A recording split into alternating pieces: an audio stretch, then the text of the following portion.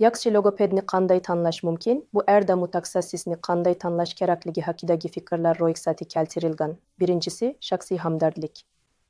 Logoped sizga va farzandingizga birinchi navbatda shaxs sifatida yoqishi kerak.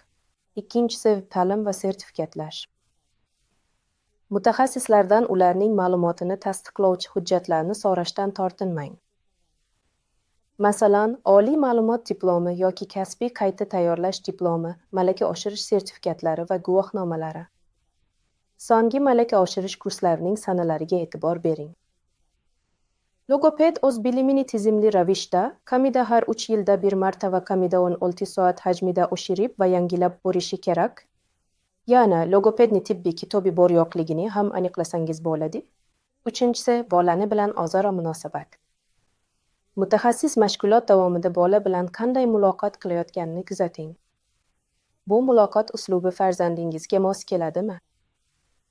Agar logoped va bola o'rtasida aloqa o'rnatilmayotganini sezsangiz, ehtimol bu sizning mutaxassisingiz emas. To'rtinchisi, ish tajribasi. Siz qaror qilasiz. Qoida tariqasida tajribali mutaxassislar o'z xizmatlari uchun boshlang'ich nutq terapevtlariga qaraganda ancha yuqori narxlarni talab qiladilar.